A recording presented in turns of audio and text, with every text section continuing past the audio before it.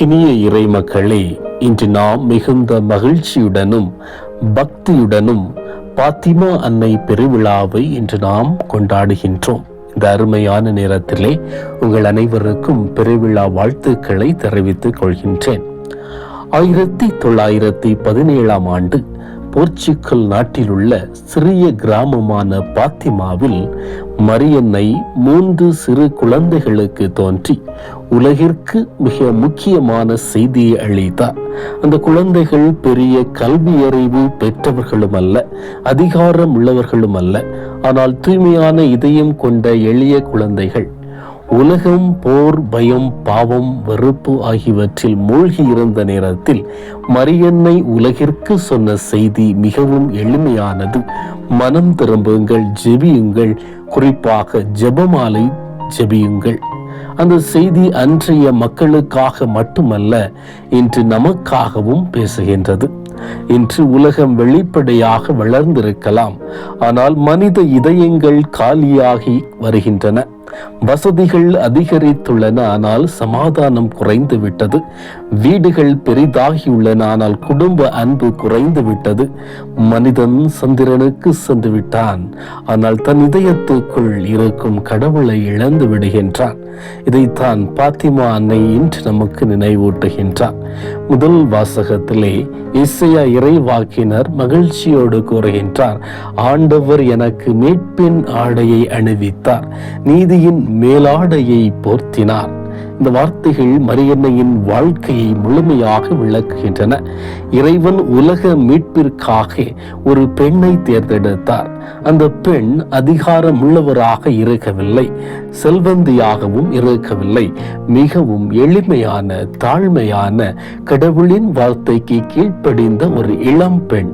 இதோ ஆண்டவரின் அடிமை, உமது வார்த்தையின்படியே எனக்கு ஆகட்டும் என்று சொன்ன அந்த ஒரே பதில் மனித வரலாற்றையே மாற்றியது. மரியன்னை கடவுளின் திட்டத்தை முழுமையாக ஏற்றுக்கொண்டார். அவர் தன் வாழ்க்கையை கடவுளின் கைகளில் ஒப்படைத்தார். அதனால்தான் அவர் ஆசீர்வதிக்கப்பட்டவர். பலர் ஆசீர்வாதத்தை செல்வத்தில் தேடுகின்றார்கள், பதவியில் தேடுகின்றார்கள், புகழில் தேடுகின்றார்கள். ஆனால் உண்மையான ஆசீர்வாதம் கடவுளின் விருப்பத்தை ஏற்று வாழ்வதில் தான் இருக்கின்றது என்பதை மரியன்னை நமக்கு இன்று கற்றுக் கொடுக்கின்றார். அன்பார்ந்தவர்களே, இன்றைய நற்செய்தியிலே ஒரு பெண் இயேசுவை நோக்கி, உம்மை சுமந்த வயிறும் உமக்கு பாலூட்டிய மார்பும் பேறு பெற்றவை என்று கூறுகின்றார். ஆனால் இயேசு அதைவிட உயர்ந்த உண்மையை வெளிப்படுத்துகின்றார். கடவுளின் வார்த்தையை கேட்டு அதன்படி நடப்பவர்களே பேறு பெற்றவர்கள். இந்த வசனம் இன்றைய பெருவிழாவின் மைய செய்தியாக இருக்கின்றது. மரியன்னை ஆசீர்வதிக்கப்பட்டவர் என்பதற்கு காரணம் அவர் இயேசுவின் தாயாக இருந்ததல்ல, அவர் கடவுளின் வார்த்தையை கேட்டார், நம்பினார், வாழ்ந்தார் என்பதுதான். அவர் கடவுளின் வார்த்தையை தன் இதயத்தில் பாதுகாத்தார். அதனால் அவரது வாழ்வு உலகிற்கு ஒளியாகியது. இன்று நம்முடைய வாழ்க்கையிலும் இதே கேள்வி எழுகின்றது. நாம் கடவுளின் வார்த்தையை உண்மையாக கேட்கின்றோமா? திருப்பலியிலே கேட்கின்றோம், ஆனால் அதை வாழ்கின்றோமா? பல நேரங்களிலே நாம் இறைவனுடைய வார்த்தையை கேட்கின்றோம், ஆனால் உலகத்தின் சத்தம் அதைவிட அதிகமாக நம் காதுகளில் ஒலிக்கின்றது. கைபேசி, சமூக வலைத்தளம், பண பிரச்சனைகள், உலக ஆசைகள், இவையெல்லாம் கடவுளின் குரலை மறைக்கின்றன. அதனால்தான் நமக்கு அமைதி இல்லை. அன்பார்ந்தவர்களே, பாத்திமா அன்னையின் தோற்றம் நடந்த காலத்தை நினைத்து பாருங்கள். உலக போர் நடந்து கொண்டிருந்தது. ஆயிரக்கணக்கான மக்கள் இறந்தனர். மனிதர்கள் பயத்தில் வாழ்ந்தனர். அப்போது மரியன்னை கூறியது, ஜெபியுங்கள். ஏனெனில் மனிதனால் முடியாததை ஜெபம் செய்ய முடியும். இன்று கூட உலகத்திலே போர்கள் நடக்கின்றன, குடும்பங்களிலே போர்கள் நடக்கின்றன. கணவன் மனைவிக்குள் சண்டை, பெற்றோர் பிள்ளைகளுக்குள் பிரிவு, சகோதரர்களுக்குள் வெறுப்பு. இந்த எல்லாவற்றிற்கும் அடிப்படை காரணம் மனிதன் கடவுளை மறந்து விட்டான் என்பதுதான். ஜெபமில்லாத இதயம் காலியான இதயம். கடவுள் இல்லாத இதயத்திலே கோபம், பயம், சுயநலம் வளரத் தொடங்கும். அதனால்தான் மரியன்னை ஜெபமாலையை வலியுறுத்தினார். ஜெபமாலை என்பது வெறும் வார்த்தைகளை மீண்டும் மீண்டும் சொல்வதல்ல, அது இயேசுவின் வாழ்க்கையை தியானிப்பது. அன்னை மரியாள் சொன்ன ஒவ்வொரு வாழ்த்துதலும் நம் இதயத்தை மெதுவாக மாற்றுகின்றது, கோபத்தை குறைக்கிறது, மன்னிப்பை வளர்க்கிறது, குடும்பங்களை இணைக்கின்றது. இன்று நம் குடும்பங்களை பற்றி சிந்திப்போம். பல வீடுகளிலே எல்லா வசதிகளும் இருக்கின்றன, ஆனால் அமைதி இல்லை. டிவி இருக்கிறது, இணையம் இருக்கிறது, கைபேசி இருக்கிறது, ஆனால் குடும்ப ஜெபம் இல்லை. பெற்றோர் குழந்தைகளோடு பேச நேரமில்லை. அனைவரும் ஒரே வீட்டில் இருந்தாலும் இதயங்கள் தூரமாகிவிட்டன. ஜெபமில்லாத குடும்பம் வேறில்லாத மரம் போல ஆகிவிடும். சிறிய காற்றே அதை வீழ்த்துவிடும். ஆனால் ஜெபிக்கும் குடும்பம் எந்த புயலையும் தாங்கும். அதனால் குடும்ப ஜெபம் மிகவும் முக்கியம். தினமும் 10 நிமிடமாவது குடும்பமாக சேர்ந்து ஜெபிக்க வேண்டும். அந்த ஜெபம் குடும்பத்தை காக்கும். ஒரு கிராமத்திலே மிகவும் ஏழ்மையான குடும்பம் வாழ்ந்து கொண்டிருந்தது. தாய், தந்தை, 3 குழந்தைகள். வீட்டில் எப்போதும் சண்டை, கோபம், குறை சொல், பணக்குறைவு காரணமாக ஒருவரை ஒருவர் குற்றம் சாட்டி கொண்டே வாழ்ந்தனர். ஒரு நாள் ஒரு குரு அந்த வீட்டிற்கு வந்து தினமும் இரவு குடும்பமாக சேர்ந்து ஜெபமாலை ஜெபியுங்கள் என்று கூறினார். ஆரம்பத்தில் அவர்கள் மனமின்றி ஜெபித்தார்கள். ஆனால் சில நாட்களுக்கு பிறகு மெதுவாக மாற்றம் ஏற்பட்டது. தந்தையின் கோபம் குறைந்தது.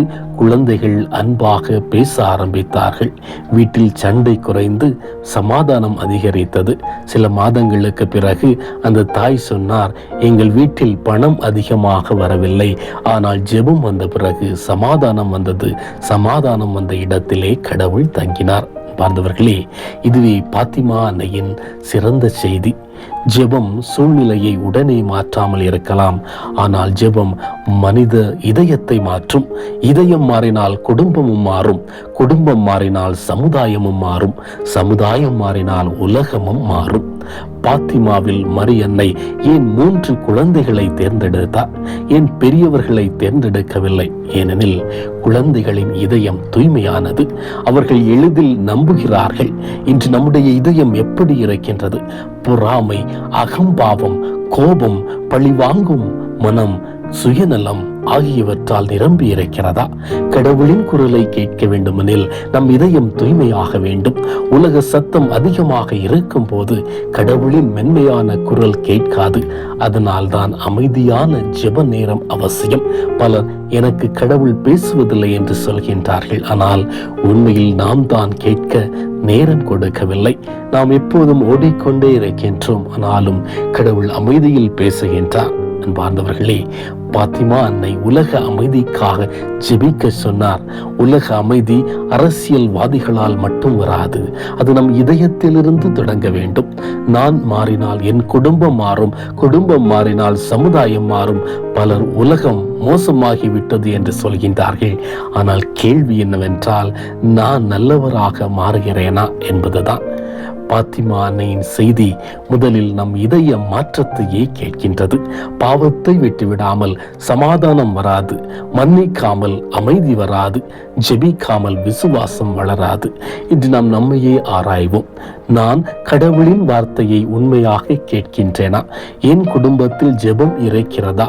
நான் பிறருக்கு சமாதானத்தை அளிக்கின்றேனா? என் வாழ்வு மற்றவர்களை கடவுளிடம் அழைத்து செல்கின்றதா? மரியன்னை எப்போதும் நம்மை இயேசுவிடமே அழைத்து சென்றார்.